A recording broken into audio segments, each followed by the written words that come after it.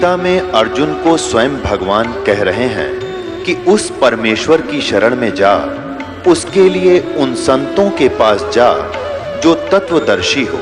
इसी प्रकार हजरत मोहम्मद को उनका अल्लाह कह रहा है कि कोई और पूर्ण परमात्मा है, उसको पाने के लिए उन तत्वदर्शी संत की तलाश कर।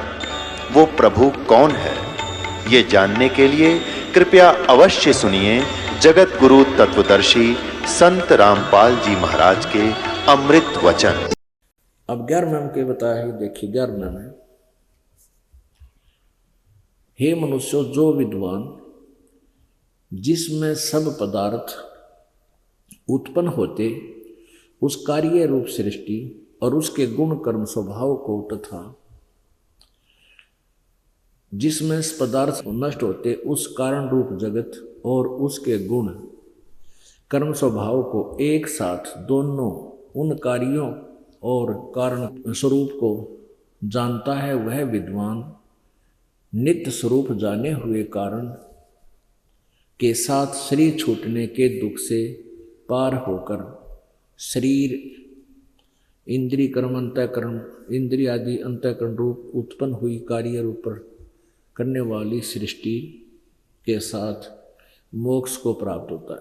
इसका सीधा सा अर्थ है, जो यथार्थ ज्ञान को समझ लेता है, जो तत्वदर्शी संतों के द्वारा बताए गए यथार्थ ज्ञान को समझ लेता है, वो मोक्ष प्राप्त करता है। आगे देखो 12वें 13वें में कहा है कि जिसने 4 अक्षर सीख लिए, किसी भाषा विशेष को जान लिया, जिसको विद्या होगी, अक्षर ज्ञान हो गया, उसने विद्वान कह देते हैं।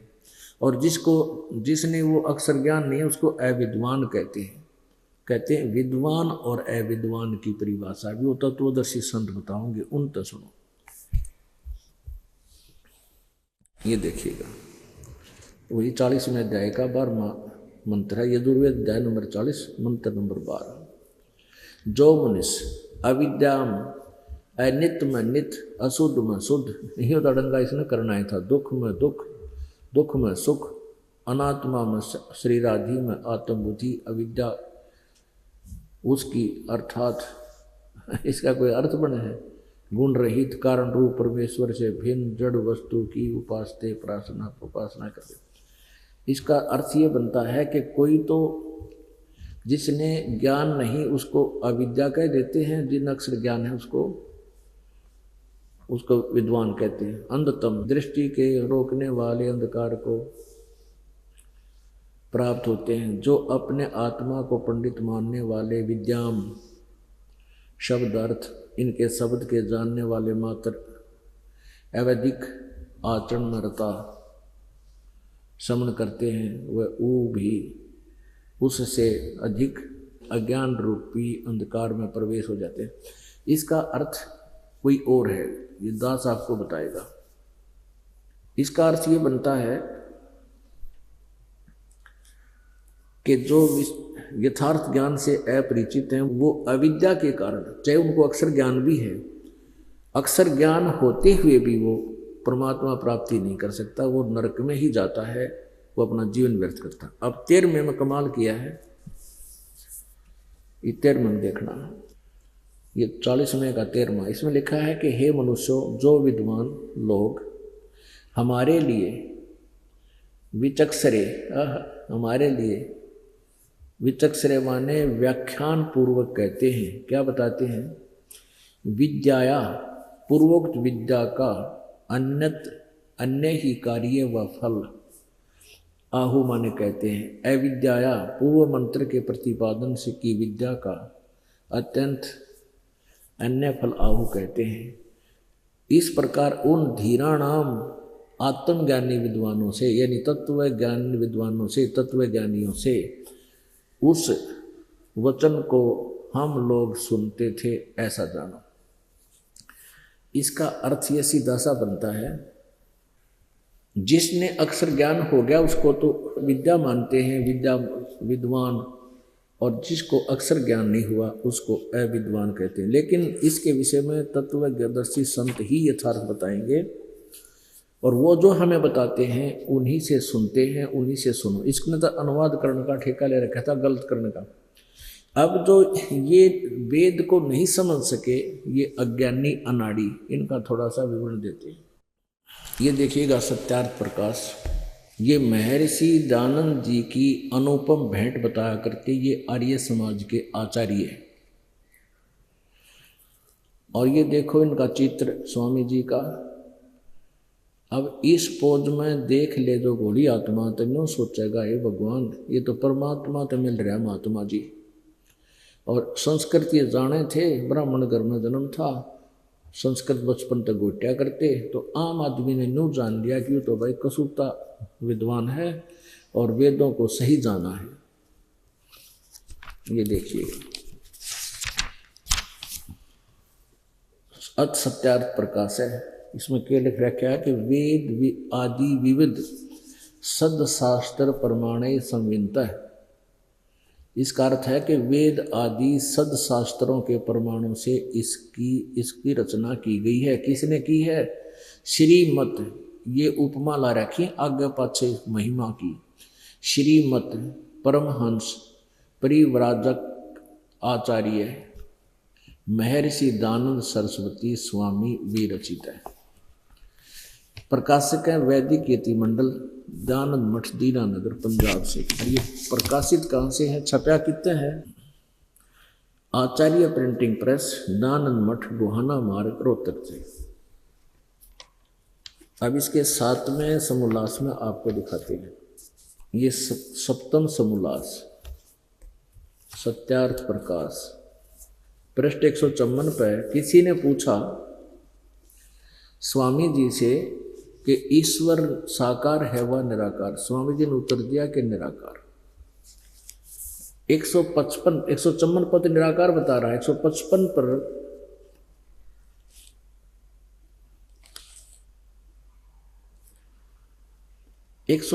पर किसी ने प्रश्न किया कि परमेश्वर की स्तुति, प्रार्थना, उपासना करनी चाहिए व नहीं? स्वामी जी ने उत्तर दिया करनी चाहिए। प्रश्न, क्या स्तुति आदि करने से ईश्वर अपना नियम छोड़ स्तुति प्रार्थना करने वाले का पाप छुड़वा देगा? यानी साधना करने से क्या पाप नाश हो जाएंगे? स्वामी जी ने उत्तर दिया नहीं।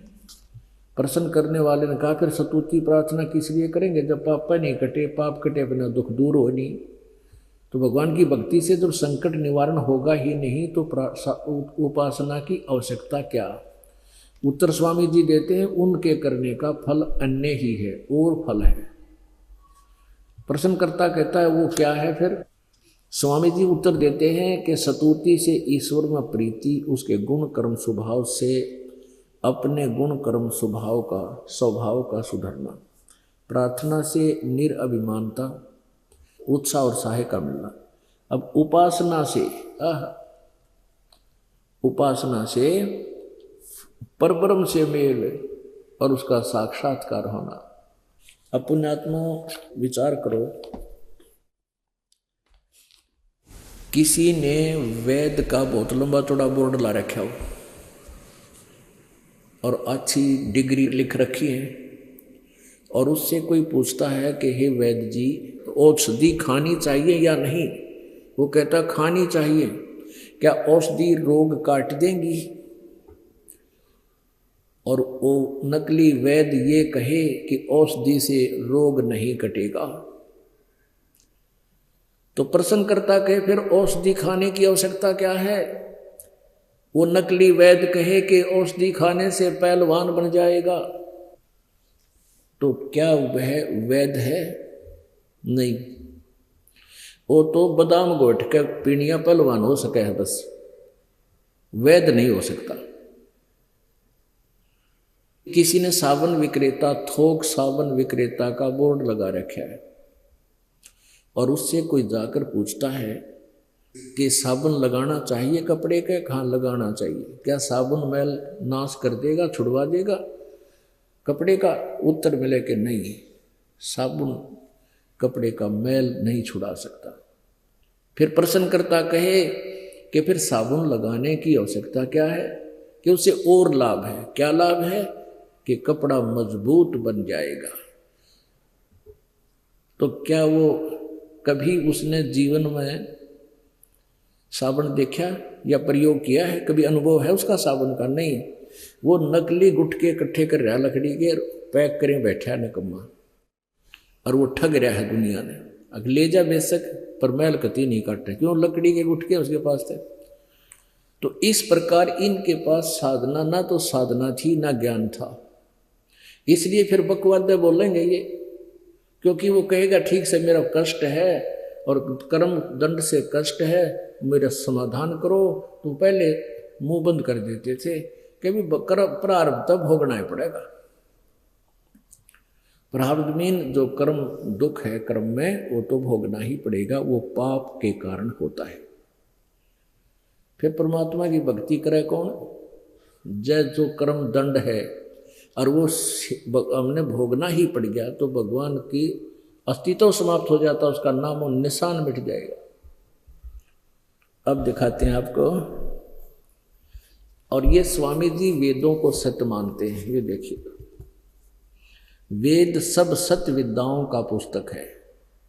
महर्षि दानंद, ये शब्द इनका एक सही है कि वेद में सत्य लिखा है। यदि वेद में सत्य लिखा तो सत्यार प्रकाश में खाक लिखा है।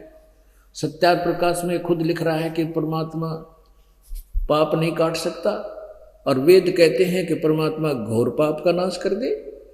तो वेद सत्य है तो सत्यार प्रकाश क्या है? ये बिल्कुल झूठा प्रकाश है, इसके अंदर टोटली झूठ लिखा हुआ है, या बकवाद लिख रखी है, दूसरों की अर्थहीन आलोचनाएं की हुई है।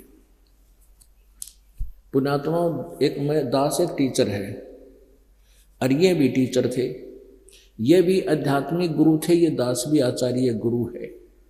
और एक टीचर ने क्लास के बच्चों को और गलत सवाल समझा रखा है, कोई गलत प्रश्न हल कर रखा है, तो नए टीचर का फर्ज बनता है उस प्रश्न का सही हल करे। अब उसका विरोध कौन कर सकता है? जिन्होंने उस गलत हल किए हुए प्रश्नों युक्त पुस्तकों को बेचकर रोटी रोजी चला रहे हैं।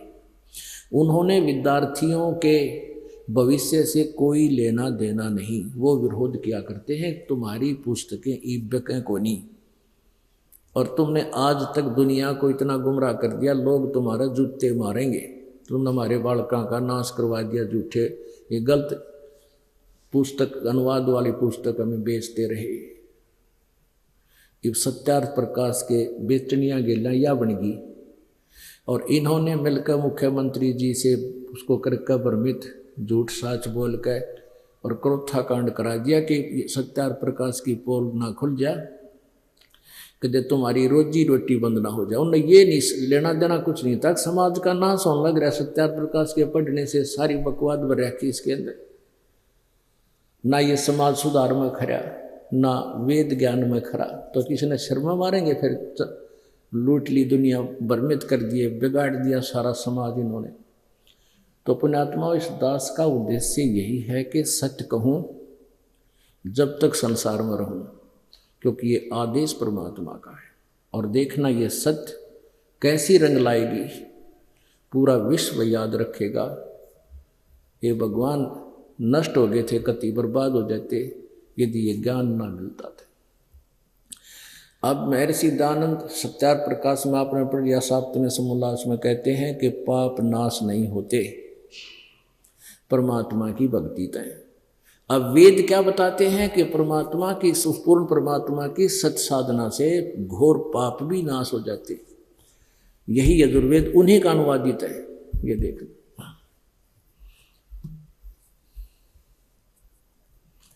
यजुर्वेद ये कहाँ से प्रकाशित है? प्रकाशक सार्वदेशिक आर्य प्रतिनिधि सभा 2/5 महर्षि दानंद भवन, रामलीला मैदान, नई दिल्ली। यजुर्वेद आर्य भाषा भाष्य संपूर्ण 40 अध्याय, महर्षि दानंद सरस्वती कृत, मुद्रक प्रिंस ऑफसेट प्रिंटर्स 1510 पटौदी ऑस्ट्रिया गंज। ये इनके फोन नंबर है। अब 8वें अध्याय का ये देखिएगा, 8वां अध्याय और मंत्र नंबर 13।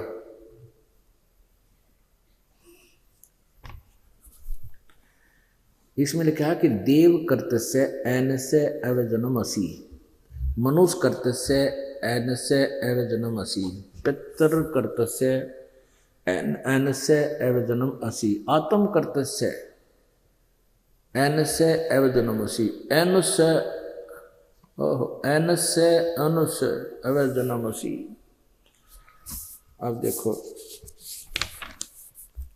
अब यहाँ इन्होंने स्वामी जी ने इसका अनुवाद किया हुआ है।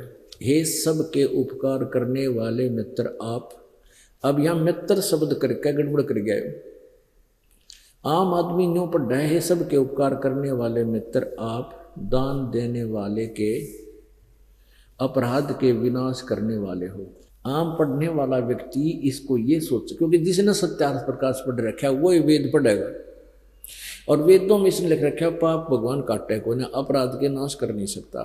तो यहाँ वो मित्र शब्द से भ्रमित होकर आगे चल पड़ता है। तो मित्र की कोई महिमा लिखी हुई है, और स्वामी जी ने चतुरता कर रखी है इसी सत्यार्थ प्रकाश में, प्रथम ही अध्याय में, प्रथम समोल्लास में, और 18 पृष्ठ पे क्या लिखा है देखिएगा। ये सत्यार्थ प्रकाश 18 पृष्ठ, ये प्रथम समोल्लास। इसमें लिखा है कि जो सबसे स्नेह करे, सबको प्रीति करने योग्य है, वह परमेश्वर सबका सच्चा मित्र है। इससे परमेश्वर का नाम मित्र है। तो इसे सिद्ध हो गया कि ये परमेश्वर की लिए ही बोला है मित्र शब्द, यहाँ इसने परमेश्वर ही मानकर लिखा है।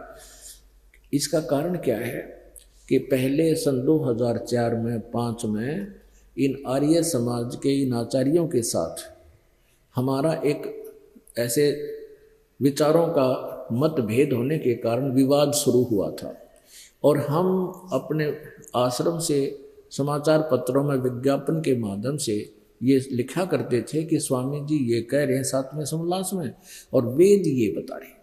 हम फोटो कॉपी भी लगाते थे। तो ये आचार्य लोग दुनिया को गुमराह करते हुए समाचार पत्र में निकलवाते थे एक लेजेंड, छोटी सी खबर कि रामपाल तो संस्कृत नहीं जानता, इसने कौन सी शास्त्री कर रखी है और ये गलत अर्थ लगा रहा है, ये इसको वेदों का क्या पता। कि वहाँ पर 8वें अध्याय के 13वें श्लोक में तो मित्र के बारे में लिखा है, भगवान के बारे में नहीं लिखा। तो न्यो इन्होंने बैठा रखा था। तो इस फिर दास ने ये बताया कि ये मित्र का अर्थ ये स्वयं ही बता रहा है कि परमात्मा होता है। ये देखिए, इसलिए ये कंसेप्ट क्लियर करना जरूरी है, क्योंकि हम अध्यात्म मार्ग में कति -0 है, और ये संस्कृत के जानने वाले चतुर शुरू से ही चतुरता दिखाते आ रहे हैं। परमात्मा कहते हैं चातुर प्राणी चोर है, और मूड मुग्ध है ठोठ, ये संता के निकाम के, इनके दे गलजोट। अब इतना विश्लेषण करने के बाद भी, इतना रूबरू कराने के बाद भी जो इस दास की बातों को नहीं मानता, तो उन चोरों की बातों को मानता, चातुरों की, तो कहते वो तो मूड है, वही मरण दे उनके पास, हमने उनकी जरूरत भी को ना। चातुर प्राणी चोर हैं, ये मूड मुग्ध है ठोठ, संतों के निकाम की, इनको दे गलजोट। इनके कहते उड़े रस्से के रस्सा बांध दे, कर जगह धके खाएगा और न बिना से दे। ये देखिएगा, यजुर्वेद भाषा 8वें अध्याय का 13वां श्लोक, ये आपको पढ़कर सुनाएंगे। ये 8वां अध्याय और ये 13वां मंत्र है। ये 13वां मंत्र यहाँ से प्रारंभ, महर्षि दानंद का ही अनुवादित है ये। हे सबके उपकार करने वाले मित्र आप, दान देने वाले के, एनस से माने अपराध, अपराध माने पाप, एनस से कहो चाहे पाप कहो, एनस से संस्कृत देखेंगे हम।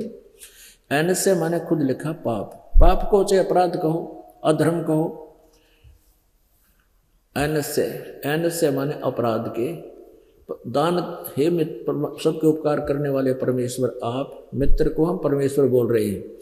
दान देने वाले के, पाप के, अपराध कहो, पाप कहो, पाप के नाश, विनाश करने वाले हो।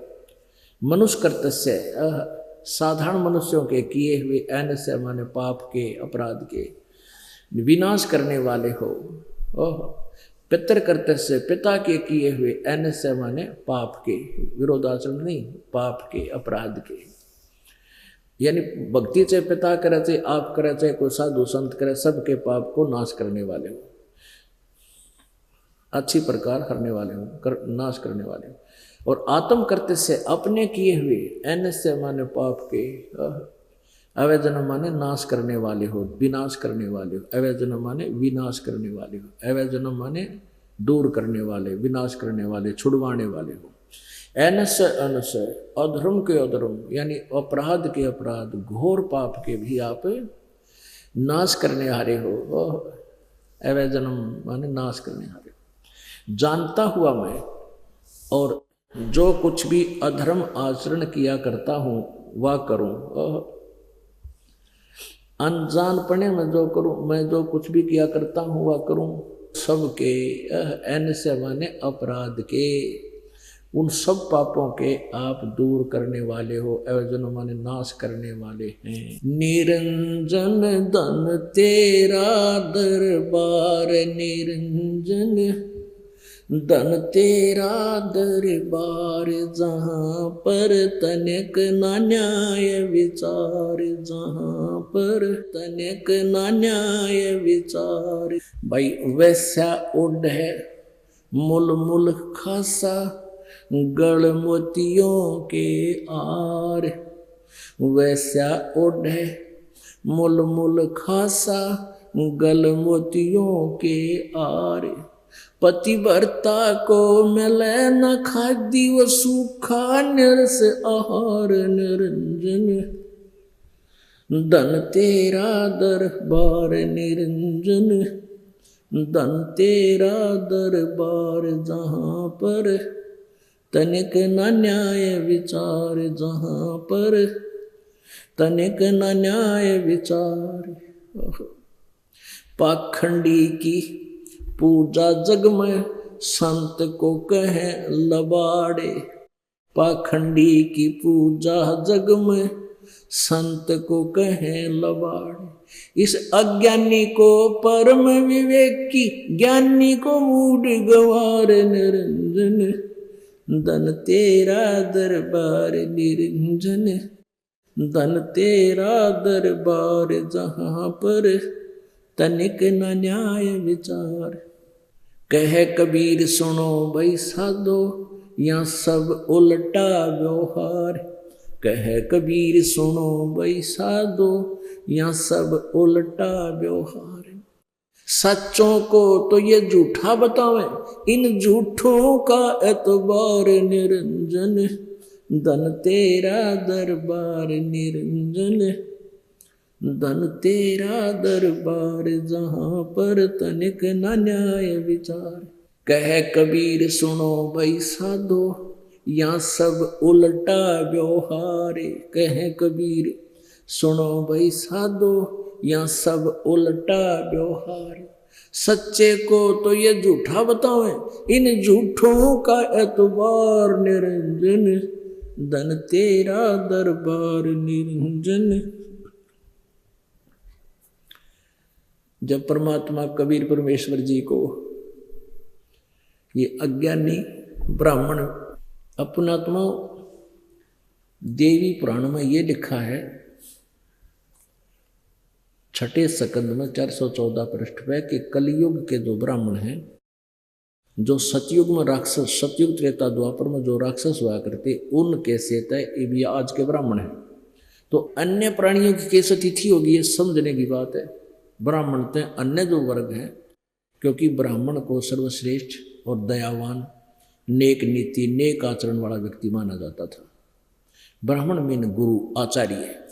और जब वो एक राक्षस हो गए तो आम आदमी फिर उनका अनुसरण हो, हिकायत तो करना है। तो कबीर परमेश्वर के साथ इन जालिमों ने के जुल्म कराए थे।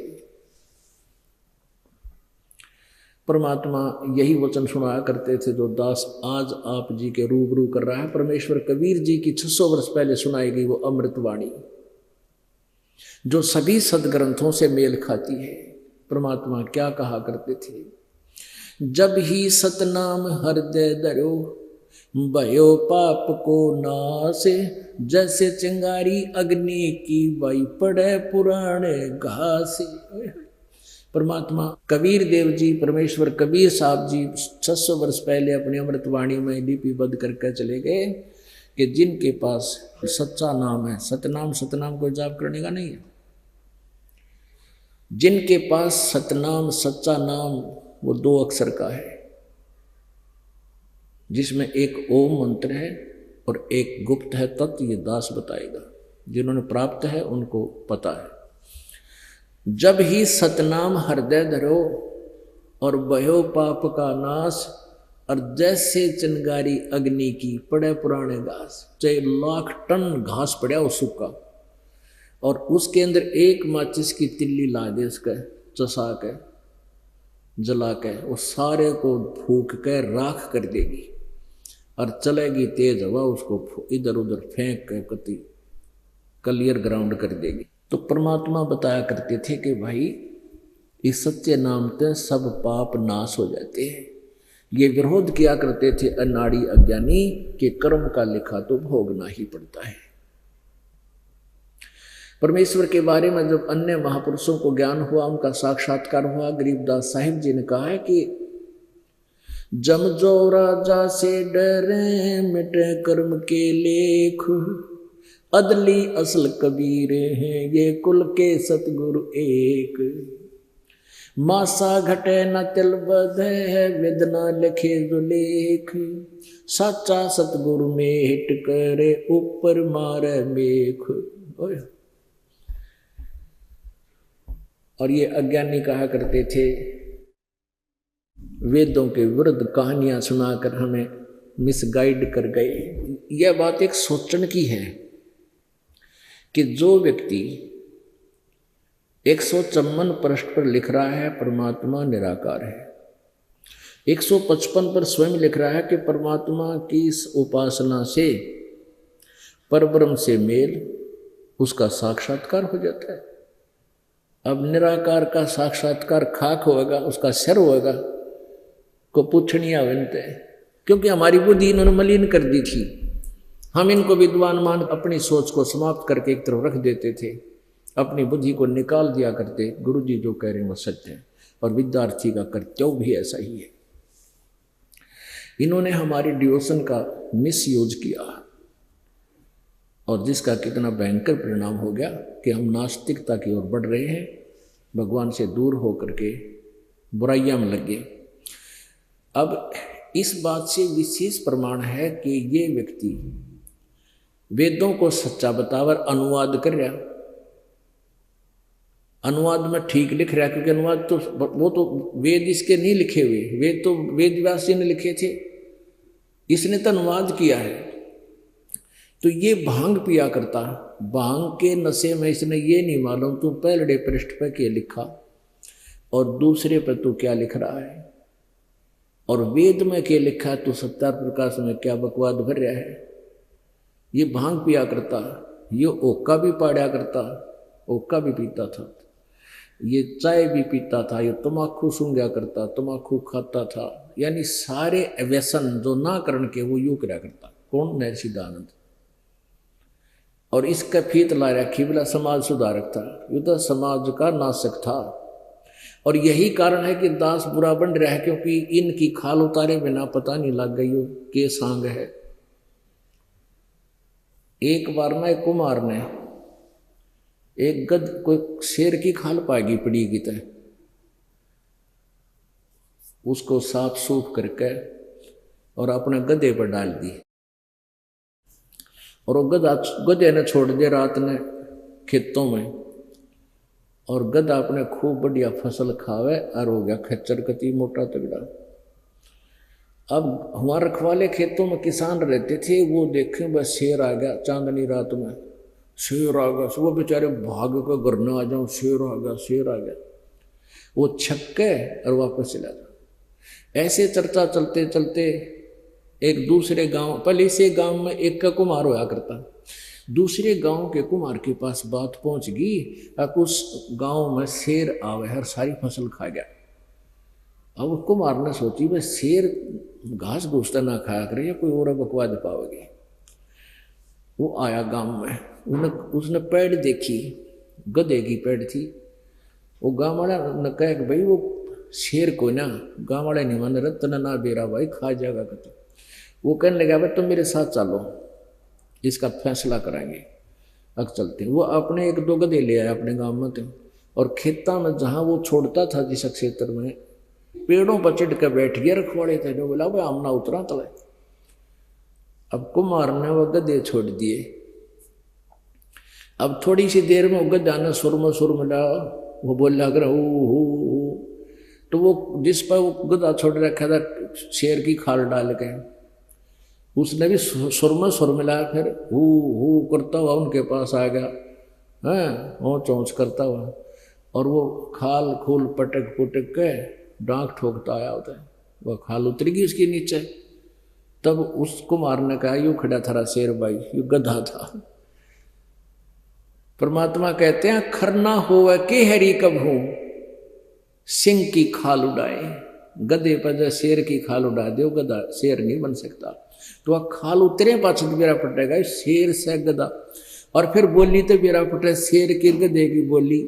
यानी इन संतों की, कबीर जी की जो वाणी है, इस वाणी तो पता चलेगा कौन भगवान और कौन विद्वान है। ये भांग पिया करता। ये और दिखाऊंगा एक बार, क्योंकि ये दिखाए बिना इन तो मन हटता है कोई ना। और जब तक इनसे मन नहीं हट लेगा, इतने एक जगह हम टेक नहीं सकते। जैसे गीता जी अध्याय नंबर 2 के श्लोक नंबर 53 में कहा कि अर्जुन, जिस समय तेरी बुद्धि भिन्न भिन्न प्रकार के भ्रमित करने वाले वचनों से हटकर एक परमात्म तत्व में स्थिर हो जाएगी, तब तो तुम योग को प्राप्त होगा। यानी तब तो तुझे भक्ति मिलेगी, यानी नाम मिलेगा। जब तक तू भगत बनेगा, योगी बनेगा, यानी स्टार्ट होगी तेरी भक्ति तब तक। तो इसलिए दास प्रयत्न करता है कि इन सब नकलियों की जो ना खाल उतार कर आपके सामने रख दूं, तुम पहचान लो भाई यू शेर सैकोर के में। तो बोली से भी पता लगता है शेर की बोली न्यारी होती है। तो ये यथार्थ ज्ञान जो है शेर की बोली है। परमात्मा और सदग्रंथों का जो ज्ञान कबीर द्वारा बोला गया ज्ञान, ये तो शेर की वाणी है। और बाकी जो उनसे नहीं मिलती वो तो नकली सांग है, कति झूठा है। ये देखिएगा आत्मकथा महर्षि दयानंद की। अब देखो इस महापुरुष के बारे में बता नहीं क्यों। और वेद तो इसका ब्याह रखे थे, वेद तो हाथ में रखा करता है, तो इससे का नाम हो रहे हैं दयानंद सरस्वती। यहाँ देखो आत्मकथा अपने आप लिखी ना, अपने हाथ है। दयानंद सरस्वती प्रकाशक कौन है? वैदिक पुस्तकालय दयानंद आश्रम केसरगंज अजमेर राजस्थान से छपी है। ये है प्रश्न नंबर 22। आत्मकथा। स्वामी जी आप लिख रहे हैं, तत्पश्चात जिस वस्तु की खोज में था उसके लिए अर्थ माने लिए आगे को चल दिया। इन्हीं जंगल में धक्के खावा था। और जो आसूद सुदी 2 संवत 1913 यानी सन 1856, 1857 में हो गया स्वतंत्रता संग्राम में था। ये तो बांग भी पड़ा था। सन 1856 आसोज यानी उतरना हो रहा, आसोज आधे ज़्यादा चला था 56। जैसे अब आसोज उतर रहा है, 10वां महीना है। तो सन आसोज सुदी 2 उतरते आसोज की दूज 1953 सन 1856 को दुर्गा कुंड के मंदिर पर जो चंडालगढ़ में है पहुंचा। वहाँ 10 दिन व्यतीत किए। वहाँ मैंने चावल खाने सर्वथा छोड़ दिए, यानी चावल खाने तो छोड़ दिए, केवल दूध पर अपना निर्वाह करके दिन रात योग विद्या के, देखिए इसकी अकल, अध्ययन और अभ्यास में तत्पर रहा। फिर कहे दुर्भाग्यवश वहाँ मुझे बड़ा दोष लग गया, अर्थात भांग पीने का स्वभाव हो गया। सो कई बार उसके प्रभाव से मैं सर्वथा बेसुद्ध हो जाया करता। अब इसकी अकल देखो, नौकमन चावल पे खाने छोड़ दिए, भांग पीने लग गया, और मैं योग अभ्यास में अध्ययन और योग विद्या में तो पी के भांग पड़ जाए ला के कड़कित है तट आँख खुलना 2 घंटे में, 6 में, 8 में, 10 में, तो और ने सोचो भाई महाराज जी तो कसूती दान ला रहे हैं, ये ला के भींग भांग ठूठा और कड़ ला के बैठ जा समाधि लाए हैं। तो चाहे मच्छर लड़ो चाहे माखी, क्योंकि उसमें इसको पता ही नहीं, आत्मा हलना कोई नहीं। अब इनके अनुयायी नो कहे हैं कि भाई बाद में छोड़ दी थी इसने। अरे 1875 में इसने सत्यार्थ प्रकाश लिखा और 1883 में इसकी टिकट कट गई, यूं मर गया 8 साल बाद। ये देखो, ये 1883 में इनकी मृत्यु होगी। जन्म हुआ था संवत 1940 में, यानी संवत 1881 में तो इनका जन्म हुआ था। इसके अकॉर्डिंग सन बनता है, सन 1824 में इनका जन्म हुआ और मृत्यु होगी 1940 विक्रमी संवत और सन 1883 में। 9 साल पाछा यूं मर गया। और वेदों का अनुवाद इसने सन 1881 में 80-81 में किया, यानी कति लास्ट में। अब ये कहते हैं कि इन्होंने भांग पीनी छोड़ दी थी। अरे जो साधना काल में पीवा था, जैसे आज आप जी साधक हैं, भक्ति करें और आपको मना किया गया है कि बीड़ी शराब मांस तम्बाकू भांग का भी प्रयोग नहीं करना, और आप जी इस साधना काल में भी प्रयोग कर रहे हो और फिर मृत्यान छोड़ दो, आपको छूट जाएगी। क्यों रोटियाँ छूट जाए मृत्यु में, तो दुरुक्ति होकर मरा करे ऐसा इंसान। और वह इसकी हुई बहुत बुरी तरह। इन्हीं के जीवन चरित्र में लिखा है, अंत समय में इसके सारे शरीर पर छाले, मुंह पर छाले, कति बुरा हाल हो गया। जो दवाई खाओ वह रिएक्शन, इसका नुमनिया बिगड़ गया था, और जो भी दवाई दे वह उल्टी पड़े, सारा बुरा हाल हो गया। लगभग 30 दिन तक बुरा हाल, सारे शरीर में छाले पड़ गए, तड़फ तड़फ कर माँ टट्टी पेशाब निकल के तब इसकी मृत्यु हुई थी। तो ऐसे ही होता है जो, क्योंकि जब तक हम युवा हैं हम बकवाद करने में लगे रहते हैं, और जब आता है एंड इस जीवन का, इस कहानी का, फिर रोते हैं, फिर के बने। वो तो अच्छे दिन पाछे गए, गुरु से किया ना हेत, अब पछतावा के करे चिड़िया चुगी थे। यदि इसने भांग पीनी छोड़ भी दी होती तो सत्यार्थ प्रकाश में यह नहीं लगता कि सूर्य पर पृथ्वी की तरह सारे साजबाज हैं, मनुष्य भी हैं, वहाँ पर बाग बगीचे भी हैं, इन वेदों को वहाँ भी पढ़ा जाता है। अब देखिए वही सत्यार्थ प्रकाश, थोड़ी सी झलक आपको और दिखाएंगे। ये वही सत्यार्थ प्रकाश है, महर्षि दयानंद सरस्वती विरचित। ये कहाँ से प्रकाशित है? ये प्रकाशक है वैदिक यति मंडल, दयानंद मठ, दीनानगर, पंजाब। फोन नंबर इतना है इनका। और स्वामी ओमानंद सरस्वती के सहयोग से प्रचारार्थ लागत से भी कम, मूल्य 25 रुपये।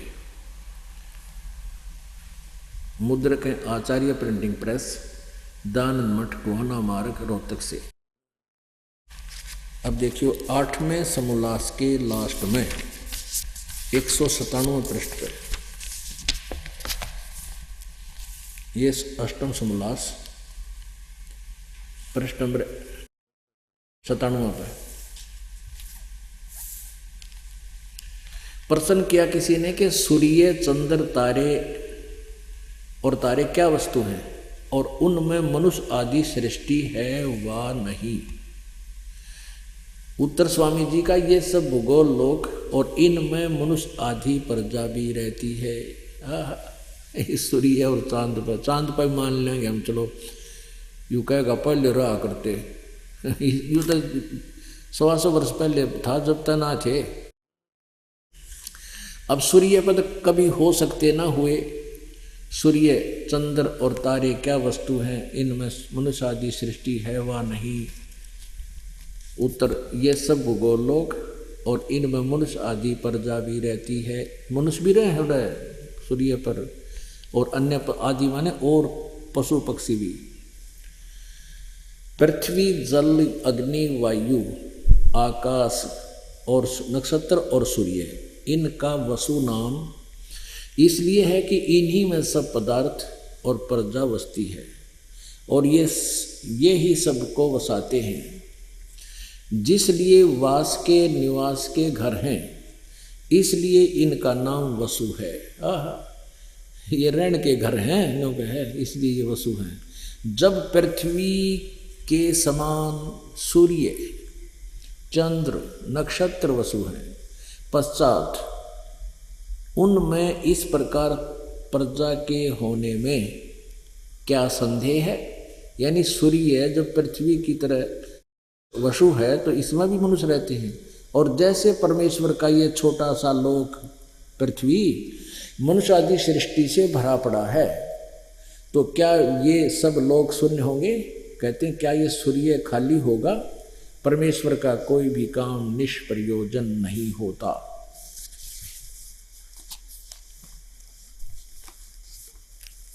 तो इतने असंख्य लोकों में मनुष्य आदि सृष्टि न हो सफल कभी हो सकता है? इसलिए सर्वत्र मनुष्य आदि सृष्टि है। सूर्य में भी मनुष्य और डांगर, ढोर, पशु, पक्षी, घोड़े, बाग, बगीचे और पदार्थ धाता यानी परमात्मा ने जिस प्रकार सूर्य, नक्षत्र, धूप, भूमि, अंतरिक्ष और तत्सत सुख विशेष पदार्थ पूर्व काल में रचे थे, वैसे ही इस कल्प में, पूर्व कल्प में, वैसे ही इस कल्प में अर्थात इस सृष्टि में रचे हैं। परमात्मा ने जिस प्रकार सूर्य, चंद्र आदि पर पहले कल्प में सुख विशेष पदार्थ, ये पानी, जल हैं भाई, जो है बाग बगीचे, सेब, संतरे हैं, काजू, किशमिश, उस फल पदार्थ पूर्व काल में रचे थे, वैसे इस कल्प में भी रचे हैं, भेद किंचित मात्र नहीं। अब क्या कहता है कि प्रश्न करता, जिन वेदों का इस लोक में प्रकाश है उन्हीं वेदों का उन लोकों में भी प्रकाश है वा नहीं? प्रश्नकर्ता कहता है कि क्या उन लोकों में सूर्य में जो आदमी रहे हैं वह इन्हीं वेदों को पढ़ते हैं? स्वामी जी कहते हैं उन्हीं का है, इन्हीं को पढ़ते हैं। जैसे एक राजा की राज व्यवस्था नीति सब लोकों में सम्मान होती है, इसी प्रकार परमात्मा राजा राजेश्वर की वेदोक्ति नीति अपने सृष्टि रूप सब राज्य में एक जैसी है। यानी वेद इस पृथ्वी पर, सूर्य पर भी पढ़े जाते हैं। अपने आत्माओं,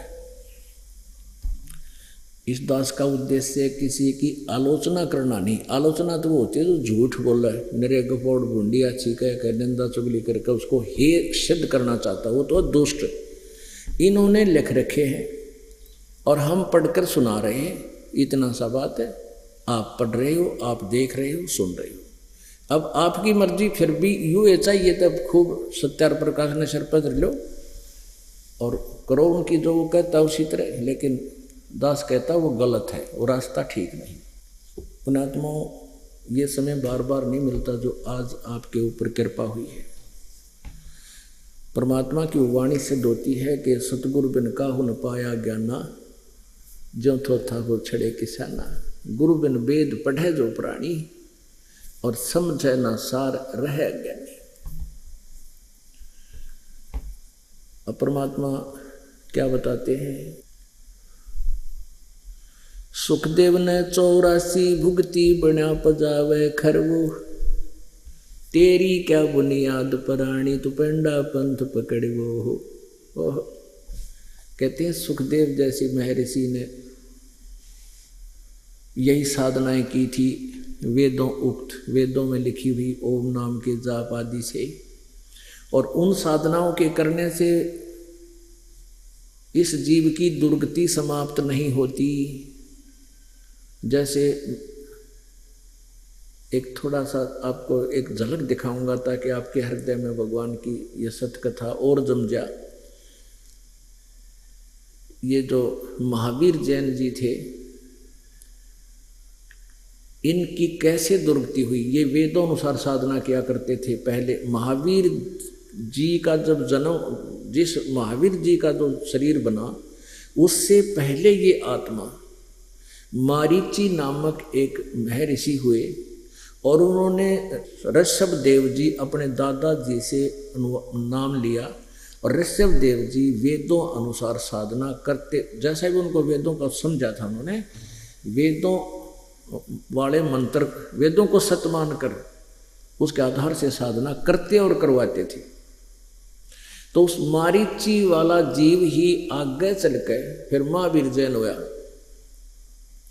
उसके दौरान उसकी कितनी वीरान मिट्टी हुई, और ये तो वेदों को जानता है कोई ना, मैं ऋषि दयानंद तो वो वेदों को कैसे जाने थे। ओम का नाम जाप किया पूर्ण परमात्मा का मान के, और साथ में हठ योग जो ब्रह्मा जी को काल ने अलग से ठोप दिया जब वो तो कमल के फूल पर बैठा था। तो ब्रह्मा जी ने सोचा ये आकाशवाणी जो तप करने की है ये परमात्मा की है और वह थी काल की। उसने साथ में अपनी साधना में या और घसोड़ ली। वेदों में कहीं भी तप करने का को नहीं कहा, केवल अपना काम करते करते जो आपका कर्तव्य कर्म है, जैसा भी चारों वर्णों में, उस काम को करते करते अपना मंत्र जाप करो। ओम नाम का जाप वेदों में लिखा, लेकिन ये है ब्रह्म का। इन्होंने मान लिया ये पूर्ण ब्रह्म का, और ब्रह्म को ही पूर्ण ब्रह्म, परम पर ब्रह्म, सब कुछ इसी को मान लिया। इसलिए तो कहा कि गुरु बिन काहु न पाया ज्ञाना, जो थो था वो छड़े किसाना। गुरु बिन वेद पढ़े जो प्राणी, समझे न सार रहे ज्ञान। एक थोड़ी सी झलक आपको दिखाते हैं इस महावीर जैन की। 5 मिनट का सत्संग है। पुण्यात्माओं, जब तक खेत ठीक से ना समझ ले तो आड़ी बीज नहीं बोया करे, जो बुद्धिमान होगा। तो खाम का बीज खराब करने वाली बात है। तो दास का प्रयत्न है कि आपके अंतःकरण रूपी इस खेत को कति संवार दूं, इसमें कोई अड़ंगा ना रहे, और फिर बीज भक्ति का देखना कैसे उगेगा। और जिनका बीज बो रखा है उसको नलाना आवश्यक है, उनका खरपतवार फिर जाम जाता है, उसको समाप्त करना आवश्यक है। ये देखिएगा, एक पुस्तक है जैनियों द्वारा लिखी हुई, आओ जैन धर्म को जाने, धर्म मंच प्रश्नोत्तर माला। ये लिखा है, इसका लेखक है प्रवीण चंद्र जैन, M.A. शास्त्री।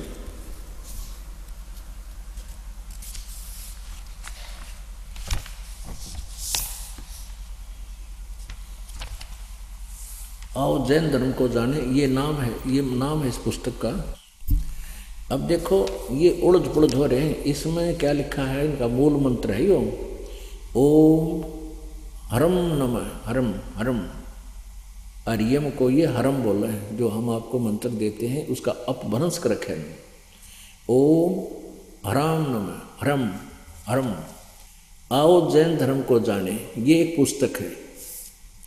लेखक है प्रवीण चंद्र जैन, M.A. शास्त्री, जम्बूद्वीप हस्तिनापुर।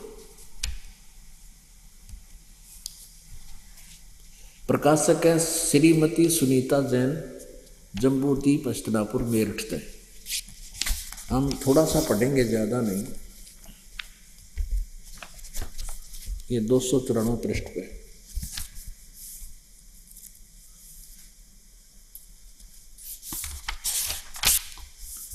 विशेष प्रकरण, ये 293 पृष्ठ पे। प्रश्न है, श्री महावीर भगवान के अन्य कौन कौन से नाम हैं? उत्तर, अन्य 5 नाम हैं, वीर, अतिवीर, सन्मति, महावीर एवं वर्धमान। यहाँ देखिएगा 294। श्री महावीर भगवान के जीवन का कथन कहाँ से प्रारंभ होता है? पुरुवा नामक भील की पर्याय से। पुरुवा भील कौन था? उसने क्या किया?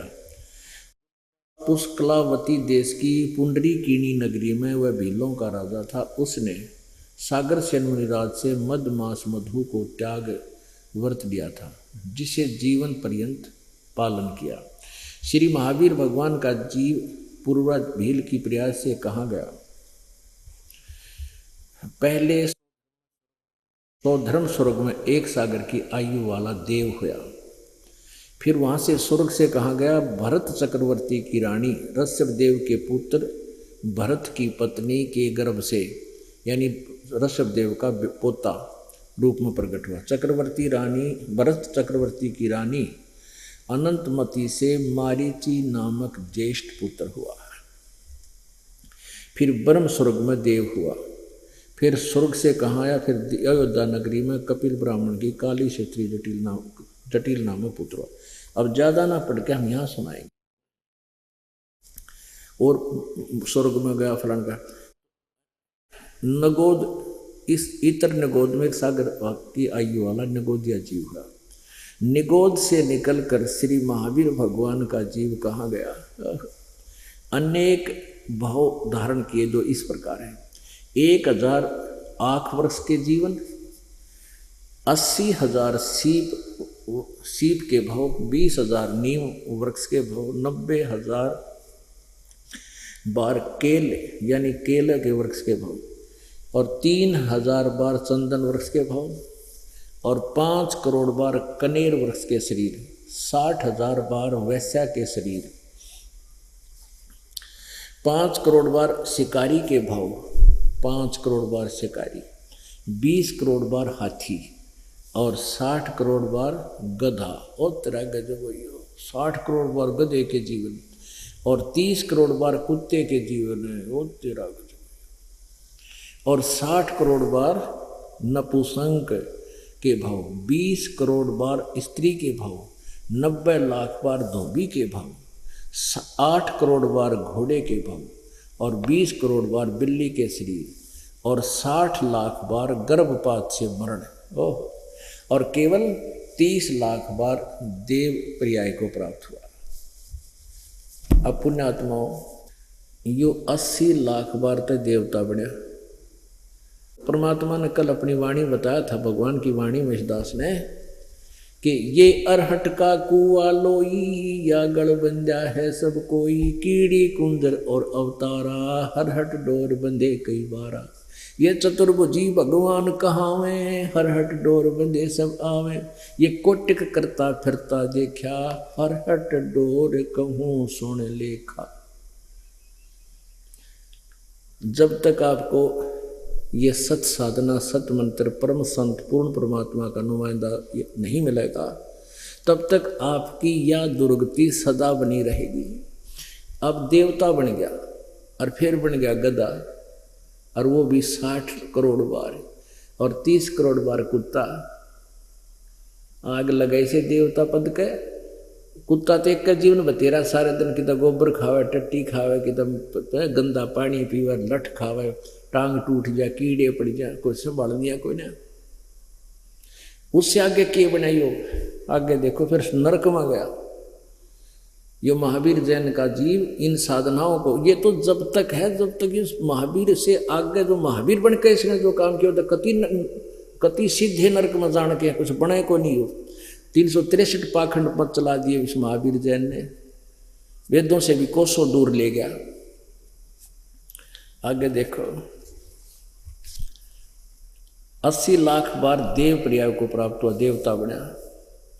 उपरोक्त शरीरों को, भावों को प्राप्त करने के बाद श्री महावीर भगवान ने किस पर्याय को प्राप्त किया, आगे सारा ना बताकर मैं बताऊंगा। ये देखो,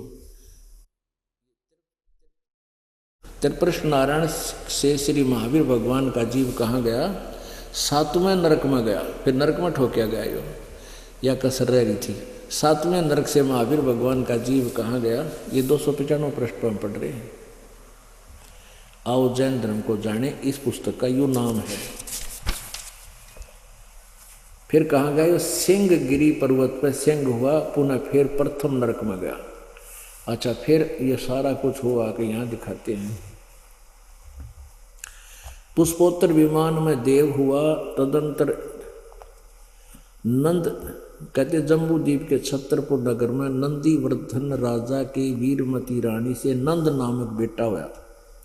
नंद का जीव आगे किस पर्याय में गया, कहते हैं पुष्पोत्तर विमान में देव हुआ। उसके पश्चात वो आके 24वां तीर्थ कर महावीर भगवान होया। गधा बने पातशाह ने कहा महावीर भगवान होया, यो गधा और कुत्ता बन दिया यो भगवान होया। अब यहाँ तक तो वो जीव महावीर जैन वाला ही जो मारीची के रूप में था, ऋषभ देव से साधन प्राप्त करके मंत्र, वो दुर्गति उसकी हुई। और आगे देखो भगवान महावीर ने क्या कराया। श्री भगवान महावीर भगवान के जीव ने कितने पाखंड मत चलाए, उत्तर 363 पाखंड मत चलाए।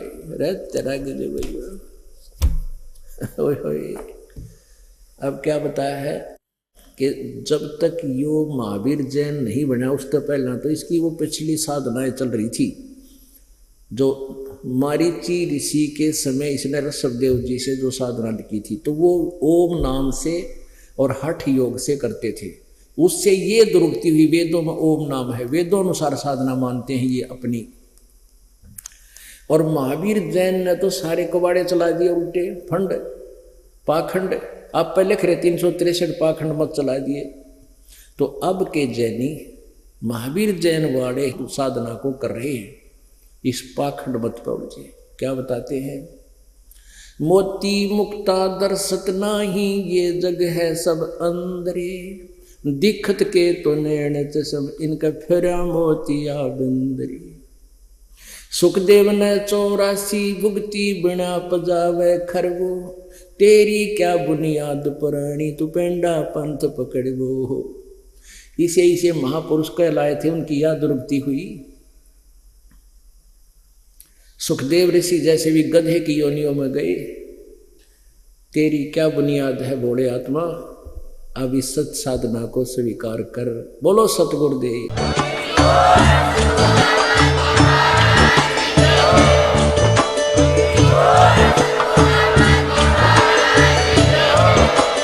आप सुन रहे थे जगत गुरु तत्वदर्शी संत रामपाल जी महाराज जी के मंगल प्रवचन। अधिक जानकारी के लिए विजिट कीजिए हमारी वेबसाइट www.jagatgururampalji.org। संत रामपाल जी महाराज जी के शुभ आशीर्वाद से पूरे विश्व भर में 500 से भी ज्यादा नाम दीक्षा केंद्र हैं, जिन पर संत रामपाल जी महाराज जी द्वारा ऑनलाइन निःशुल्क नाम दीक्षा दी जा रही है। अपने नजदीकी नाम दीक्षा केंद्र का पता करने के लिए संपर्क करें 8222880541।